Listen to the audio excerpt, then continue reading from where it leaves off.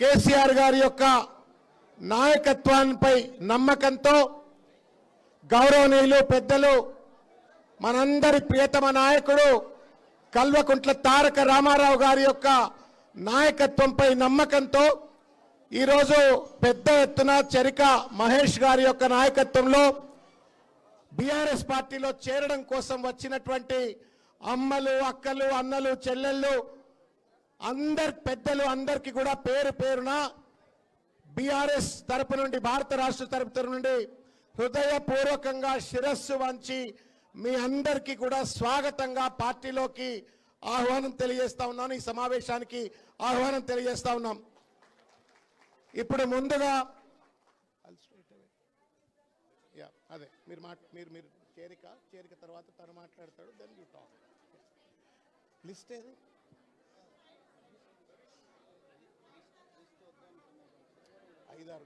ఐదుగురు పేరు అదే బిడ్డ. ఇన్నొద్దు, 30 వద్దు. First five.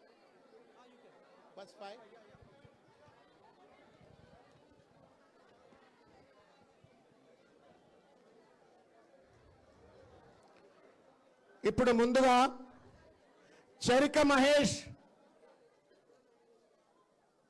కేటీఆర్ గారి యొక్క నాయకత్వంపై నమ్మకంతో ఈరోజు పార్టీలో చేరడానికి విచ్చేసినటువంటి వారికి హృదయపూర్వకంగా స్వాగతం. అదేవిధంగా వరుణ్ రెడ్డి గారు ఎక్కడున్నారు? తర్వాత కిరణ్ కడపాక గారు, సీనియర్ అడ్వకేట్. సంగీత గారు, బీజేపీ షేక్పేట్ డివిజన్ మహిళా అధ్యక్షురాలు.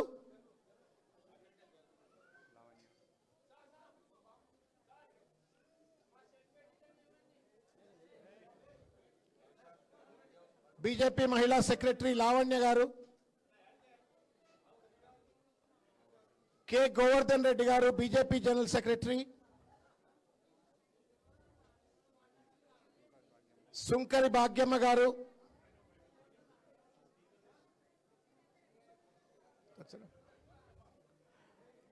హృదయపూర్వకంగా ఒక్కసారి చప్పట్లతో తమ్ముడు మహేష్ను సాదరంగా కేటీఆర్ గారు ఆహ్వానించి పార్టీలో చేర్చుకున్న ఈ సందర్భంగా గట్టిగా ఒక్కసారి జై తెలంగాణ, జై తెలంగాణ చప్పట్లతో ఒక్కసారి ఈ యొక్క సంతోషకర సమయంలో మీ యొక్క హర్షధ్వానం తెలియజేస్తూ ఇప్పుడు తమ్ముడు మహేష్ గారిని ఈ చేరిక సందర్భంగా వారి ఒపీనియన్ షేర్ చేయాలని చెప్పని కోరుతా ఉన్నాను.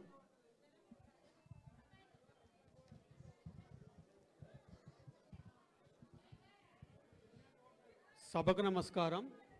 ముఖ్యంగా వేదికను అలంకరించిన BRS working president KT Rama Rao గారికి మా హృదయపూర్వక ధన్యవాదాలు తెలియజేస్తున్నాను.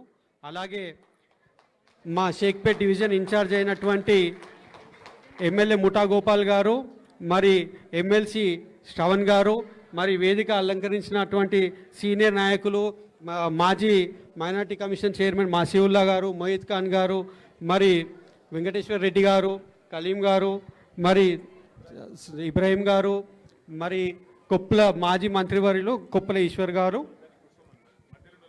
మధ్యలో ఉన్న వాళ్ళు అందరూ కొద్దిగా కూర్చోండి, అక్కడ మీడియా కవరేజ్ ఇబ్బంది అవుతుంది. మీకు కనపడుతుంది, కొద్దిగా అందరు కూర్చొని ఉంటే వెనక వాళ్ళకు కూడా కనపడుతుంది. మీరు కూర్చుంటే వెనక వాళ్ళకి కనపడుతుంది, లేకపోతే వాళ్ళు నిల్చుంటారు. కూర్చొని అందరు కూర్చొని ఉంటే అందరికి కనపడుతుంది, లేకపోతే వెనకకి వెళ్ళండి. ఇక్కడ మధ్యలో ఉన్న వాళ్ళు కావాలంటే వెనకకి వెళ్ళండి.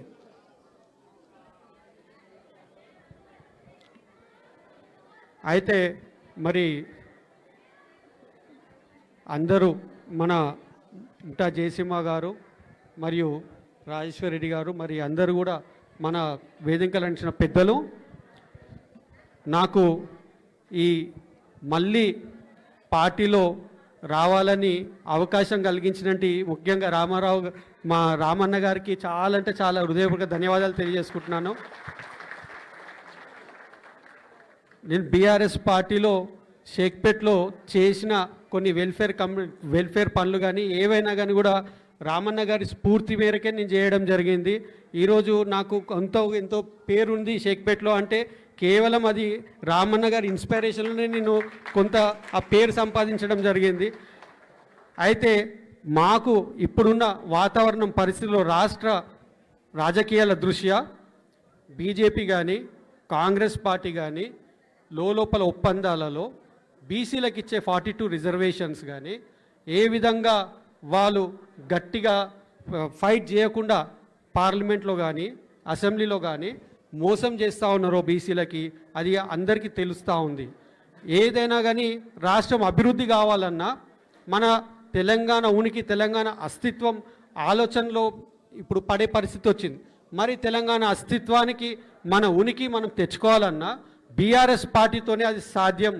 మనకు పార్లమెంట్లో ఏ ఒక్క ఎంపీ బీజేపీ ఎంపీ కానీ కాంగ్రెస్ ఎంపీ కానీ తెలంగాణ ప్రయోజనాల గురించి మాట్లాడిన పరిస్థితి దాఖలాలు లేవు ఇన్ని రోజుల్లో. కేవలం ఒకప్పుడు కేసీఆర్ గారి నాయకత్వంలో తెలంగాణ నుంచి ఎంపీలు ఎవరైతే బీఆర్ఎస్ పార్టీ నుంచి ఎంపీలు ఉన్నారో గంటలు పడి గంటలు ధర్నాలు చేసి ఎన్నో పథకాలు ఎంతో ఫండ్స్ తీసుకురావడం జరిగింది మన తెలంగాణలో. ఒకప్పుడు మనం తెలంగాణని 2014 ముందు చూస్తే 3 లక్షలకి ఎకరం ఉండేది.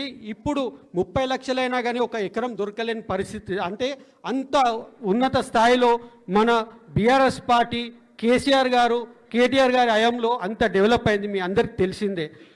మనకు జరిగిన అభివృద్ధులు కానీ ఏవైనా కానీ కార్యక్రమం ప్రతి ఒక్క కార్యక్రమం చిన్న కార్యక్రమం కాడికేని ఒక్కటి కూడా సంక్షేమం అనేది ఇప్పుడు అంటున్న కాంగ్రెస్ పార్టీ ప్రజాపాలన పార్టీ అంటున్నారు.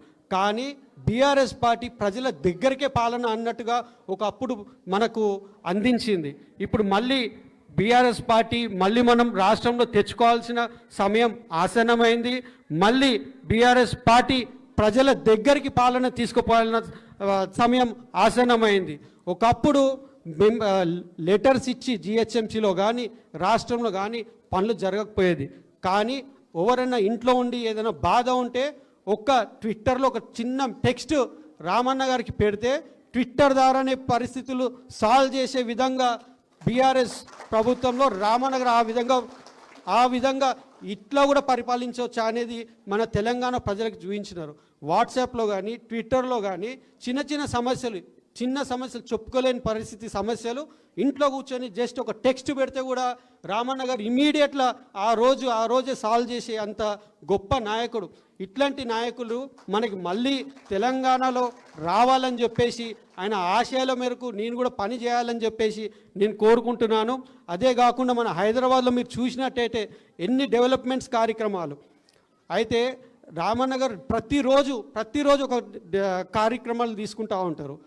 ఫర్ ఎగ్జాంపుల్ మండే మన చేనేత వస్త్రాలు ధరించడం, బ్రాండ్ అంబాసిడర్గా తననే ఉంటూ బ్రాండ్ అంబాసిడర్గా చేనేత వస్త్రాలు ధరించి ఎవ్రీ మండే హ్యాండ్లూమ్ డే లాగా ప్రతి ఇయర్ వచ్చేది. కానీ రామన్న ఎవ్రీ డే చేనేత వస్త్రాలు ధరించి వాళ్ళ ఉనికి గురించి తాపత్రం పడి పాటుపడిన మనిషి. ఎవ్రీ సండే కూడా హాలిడే వస్తే ఇంట్లో కూర్చోకుండా ఇంట్లో కూడా ఉన్న వాళ్ళందరూ కూడా ఇల్లును పరిశుభ్రం చేసుకోవడానికి డ్రై డే నిర్వహించేవాళ్ళు. ఆ డ్రై డే మేము అందరం కూడా షేక్పేటలో కూడా చేసేవాళ్ళం మొత్తం. అయితే అదే కాకుండా మీరు చూసినారు టీ హబ్ కానీ టీ వర్క్స్ కానీ రోప్ బ్రిడ్జ్ కానీ ఇక్కడ ఉన్న హైదరాబాద్లో కంప్లీట్ ఐటీ సెక్టార్ కానీ A to Z రామన్న ప్రపంచంలో ఐటీ మినిస్టర్ ఇండియాలో ఎవరు అంటే తెలంగాణ రామన్నని అంటారు. కానీ దేశంలో ఉన్న ఐటీ మినిస్టర్ ఎవరు గుర్తుపట్టరు. అట్లాంటి పరిస్థితి అంత గ్రేట్గా అంత ఇదిగా రామన్న గారు ప్రతి సమస్యను ప్రతి పనిని కూడా ఆయన సొంతంగా తపేత్రబడి చేయడం, దాంతో ఆ ఇంప్రెషన్ దాంతో హీ డ్రివెన్ మీ లైక్ అంటే ఆయన ఆలోచనలు మా అందరికీ కూడా స్ఫూర్తిగా పోతూ ఉంటుంది. ముందు కూడా మేము ఖచ్చితంగా రామన్న గారి ఆశయాల మేరకు ఆయన అడుగుజాడల్లో నడుస్తూ ఖచ్చితంగా మళ్ళీ కూడా తెలంగాణలో బీఆర్ఎస్ ప్రభుత్వం తీసుకురావాలని కృషితో మనందరం కష్టపడితే ఖచ్చితంగా అయితే కృషితో మనం పనిచేద్దాం. ఈ అవకాశం ఇచ్చిన పెద్దలందరికీ కూడా పేరున మరి జూబ్లీహిల్స్లో ఈరోజు మీకు తెలిసిందే మనకి మాగంటి గోపీనాథ్ గారు నేను దగ్గర ఉండి చూసినాను. ఆయన సరిగా తినేవాళ్ళు కూడా కాదు టైంకి. నేను దగ్గర ఉండి చాలాసార్లు చూసిన టైంకి తినేవాళ్ళు కాదు. సమస్యల మీద నిరంతరం నిద్ర కూడా సరిగా పోయేవాళ్ళు కాదు. ఆయన సేవ చేసుకుంటూ ఆయన ఆరోగ్యం క్షీణించి ఈరోజు మన మధ్యలో లేకుండా వెళ్ళినారు. వాళ్ళ కుటుంబాన్ని ఎప్పుడు కూడా మంచిగా హ్యాపీగా వాళ్ళ పిల్లల్ని కానీ భార్య పిల్లల్ని కానీ సంతోషంగా ఉంచుకోవాలనే తాపత్రపడేవాళ్ళు. కానీ ఈరోజు ఆయన లేని పక్షాన వాళ్ళ కుటుంబం మన ఇంటి అందరి గడపలకు వస్తూ ఉంది. ఈరోజు వాళ్ళు బాధలో ఉన్నారు. మనం ఈ ఎలక్షన్స్లో వాళ్ళని గెలిపించి వాళ్ళకి మళ్ళీ వాళ్ళ ఇంట్లో చిరునవ్వుని మనం తీసుకురావాలని చెప్పి మీ అందరికీ మనస్ఫూర్తిగా కోరుతా ఉన్నాను. మనకు అండగా రామన్న గారు ఉన్నారు, మన షేక్పేట డివిజన్ అండగా ముఠా గోపాల్ గారు, మరి దాసు శ్రవణన్న గారు చాలా మంచి వ్యక్తులు. మంచిగా అందరినీ కలుపుకొని పోయి అందరినీ కూడా ఈ ఎలక్షన్స్లో ఖచ్చితంగా అన్న మేము షేక్పేట డివిజన్లో భారీ ఎత్తున మేము మెజారిటీ మీకు ఇస్తాం. మాకు ఇప్పుడున్న వాతావరణం చూస్తుంటే బీఆర్ఎస్ పార్టీ అనేది చాలా ప్రజల్లో ఇప్పుడు మళ్ళీ రెవల్యూషన్ వస్తూ ఉంది. ఉద్యమం టైంలో ఉన్న రెవల్యూషన్ ఇప్పుడు వస్తుంది. కేవలం అది కూడా ఇప్పుడు కాంగ్రెస్ పార్టీ బీజేపీ పార్టీ చేస్తున్న అరాచకాలు మీరు అందరికీ తెలిసిందే. ఈ సందర్భంగా మీ అందరికీ తెలియజేయడం ఒకటే, మీరు ఇక్కడ వచ్చినారు ఓకే ప్రోగ్రాం జరిగింది, కానీ ఇంటికి వెళ్ళిన తర్వాత ఒక్కొక్కరు మీరే క్యాంపెయినింగ్ చేసుకోవాలి. ఇంటింటికి వెళ్ళి మన అభ్యర్థి సమయం ఉన్నప్పుడు వస్తారు, కానీ ఖచ్చితంగా మన ఇంటింటికి వెళ్ళి ప్రతి ఇంటి చుట్టుపక్కన కూడా మన సంక్షేమ పథకాలు కానీ మనం ఏం డెవలప్మెంట్ చేసినామో కానీ అవన్నీ కూడా మీరు చెప్పి ఖచ్చితంగా ఈసారి బీఆర్ఎస్ పార్టీని మన జూబ్లీ హిల్స్ గడ్డ మీద గెలిపించాలని మేము ప్రార్థిస్తున్నాను. జై జై కేసీఆర్, జై కేటీఆర్, జై తెలంగాణ.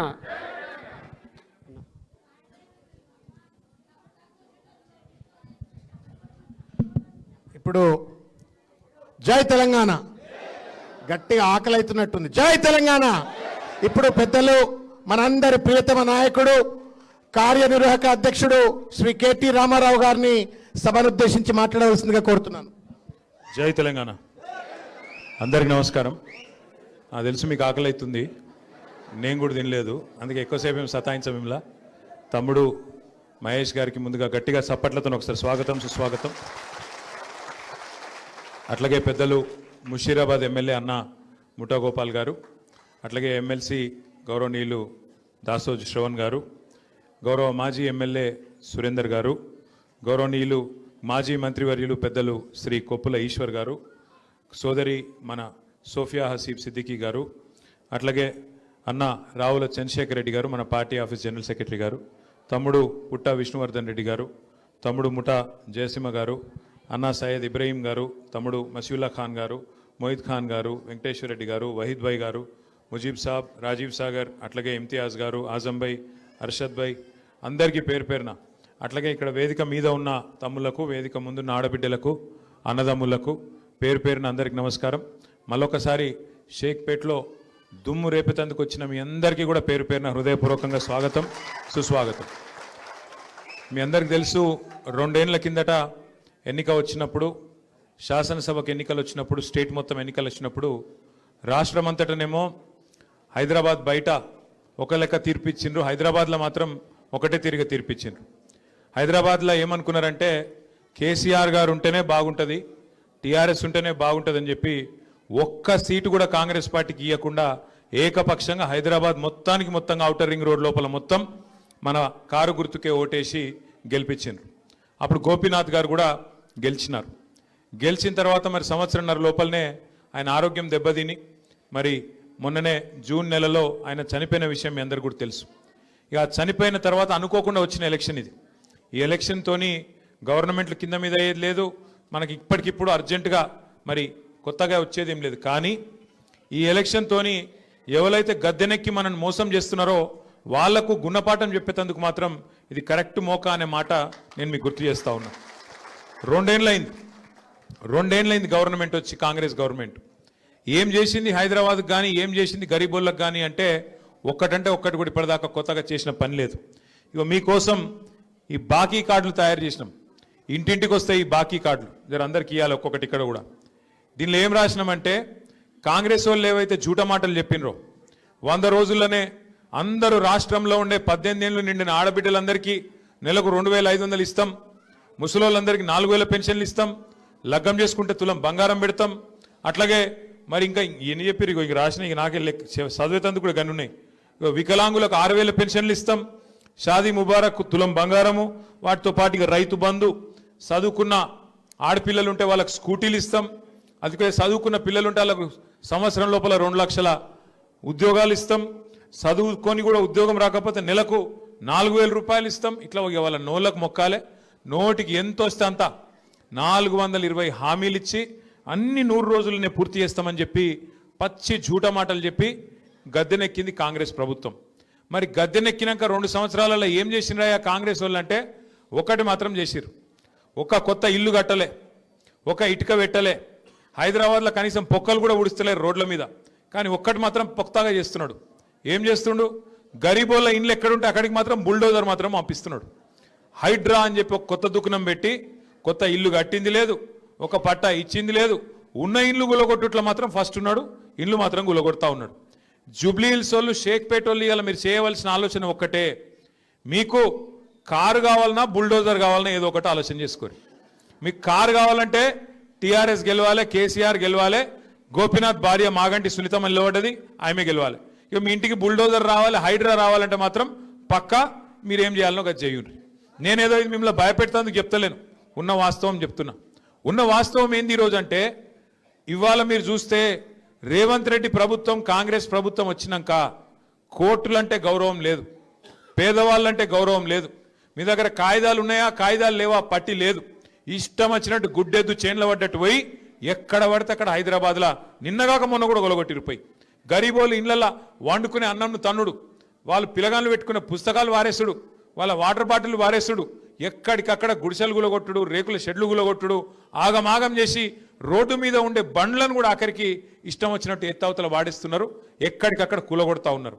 అందుకే నేను అంటున్నా, మీకు కారు కావన్నా బుల్డోజర్ కావన్నా ఆలోచించుకునే సమయం ఇవాళ జూబ్లీ హిల్స్ ప్రజలకు వచ్చింది. ఇంకొక మాట కూడా నేను మీకు విజ్ఞప్తి చేస్తా ఉన్నా. ఇప్పుడు ఈ ఎన్నికల్లో వాళ్ళకు సురుకు పెడితేనే, వాళ్ళకు గుణపాఠం చెప్తేనే వాళ్ళకు బుద్ధి వస్తుంది.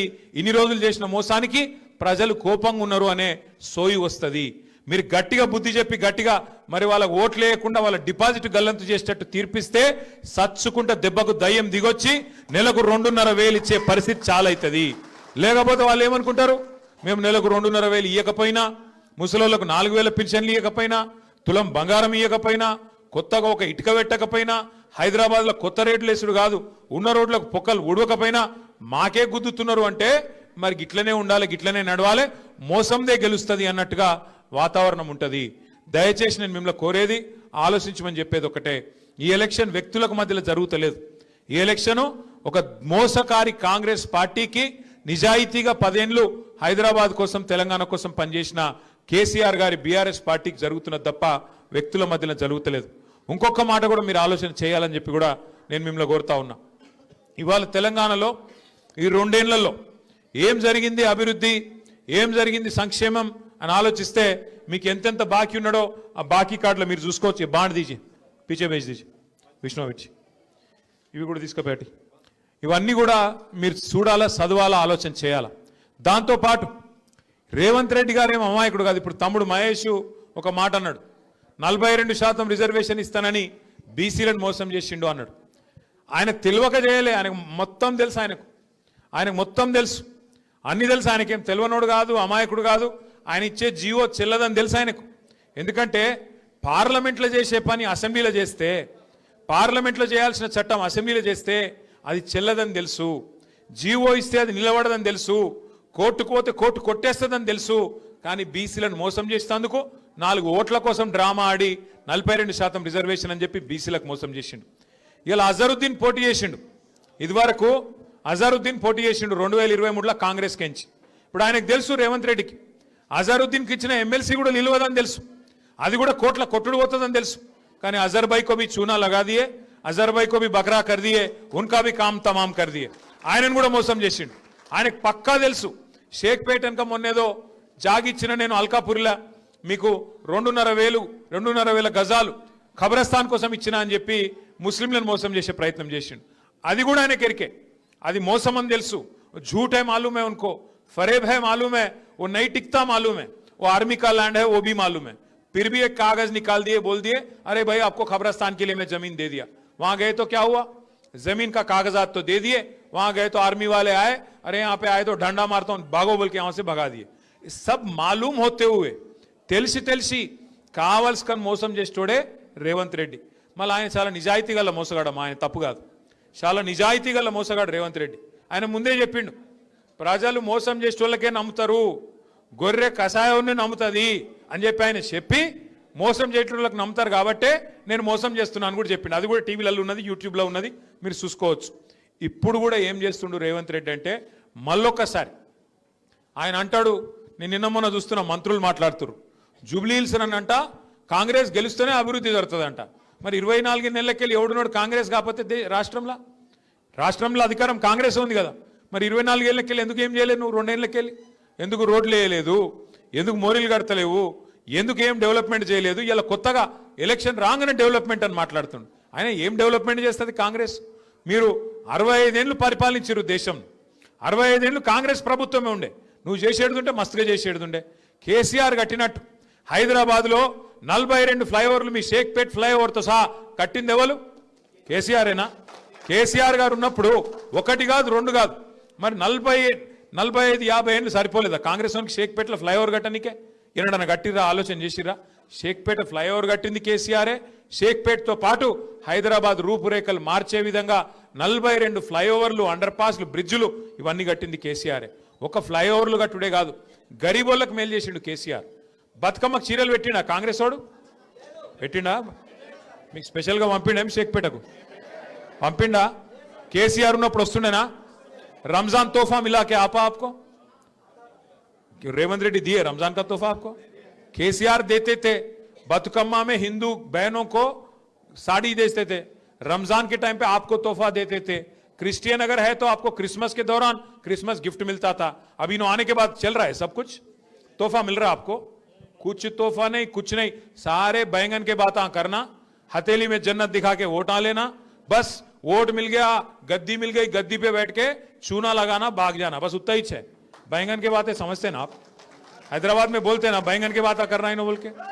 रेवंत रेड्डी जो है, कांग्रेस पार्टी जो है, बैंगन के बातें करने में माहिर है। क्या क्या बोले? कुछ भी हथेली में जन्नत दिखा के 420 वादे करके क्या क्या नहीं बोले आपको? हर खवातीन को, हर हमारे बहन को 2500 रुपया देता हूं बोले रेवंत रेड्डी। दिए किसी को 2 साल में? आप देते क्या फिर से?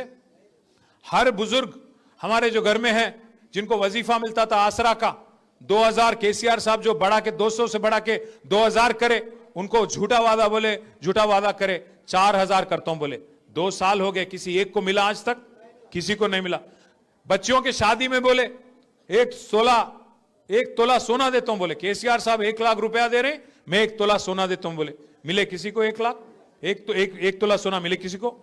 सबके सब बैंगन के बात आए, 1 नहीं 2 नहीं, ऐसे 420 बोले बैंगन के बात बोल के वोट ले लिए। फिर आज एक वादा भी मुकम्मल नहीं करे, एक वादा भी आज तक पूरा नहीं करे, और फिर एक बार वोट मांगने आ गए। किस बेसिस पे आ गए आप? क्या दिखा के पूछेंगे आप? एक घर बांधे, यहां पे एक घर दिए, एक गरीब को घर दिए, एक मकान का पट्टा दिए किसी को, एक गरीब को कोई पट्टा दिए आप? कितने घर गिराए आप हाइड्रा के नाम पे? इसीलिए मैं बोल रहा हूं, आप शेखपेट के हमारे जो भाई है, बहन है, सबक सिखाने का है कांग्रेस पार्टी को। अगर ये इलेक्शन कांग्रेस हारता, उसका कोई नुकसान नहीं होता, उसका हुकूमत नहीं खत्म होता, पर उनको एहसास होता कि अवाम गुस्से में है। ఈ ఎలక్షన్ల కాంగ్రెస్ ఓడిపోతే వాళ్ళకి వచ్చిన నష్టం ఏం లేదు, సర్కార్ ఏం పడిపోదు. కానీ ఈ ఎలక్షన్ల గట్టిగా కడుపులోకి వెళ్ళి గుద్దితే కాంగ్రెస్ వాళ్లకు బుద్ధి వస్తుంది.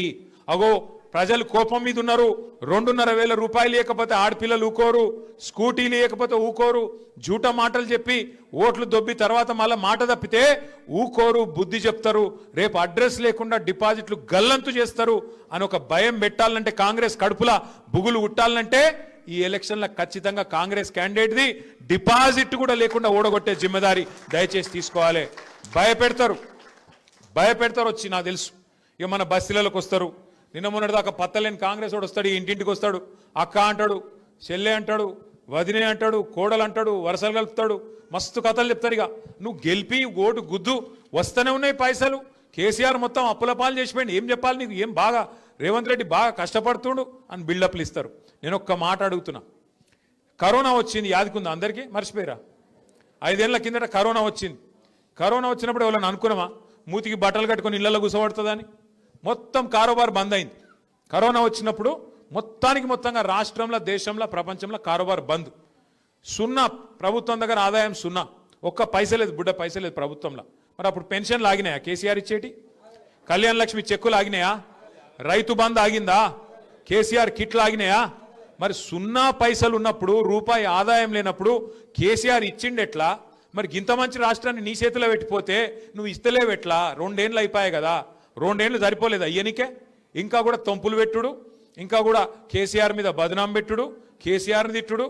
मैं कल परसों एक देखा था, कोई अच्छा पोटा एक कोई रील बनाया, हैदराबाद का पोटा कोई जबरदस्त रील बनाया.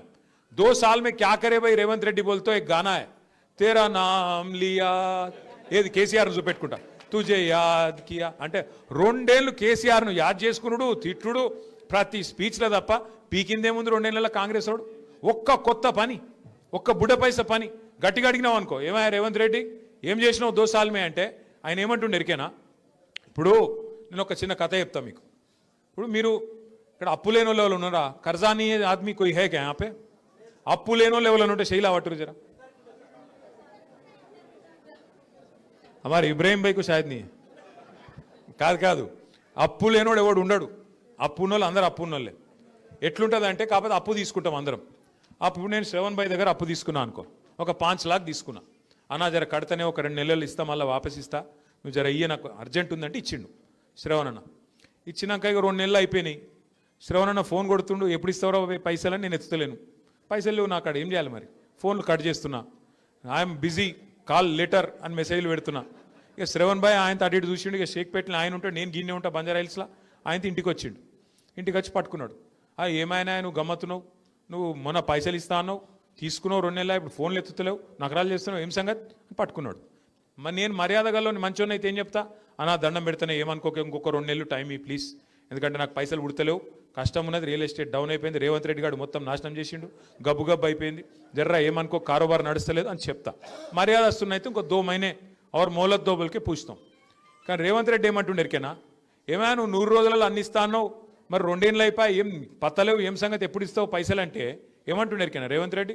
ఏం చేస్తారు బా మీరు, నన్ను కోసుక తింటారా, కోసుక తింటారా, నేను ఇయ్యపో, ఇంత కుల్ల మాట్లాడుతున్నా ఆయన, చూసిర్రా మీరు?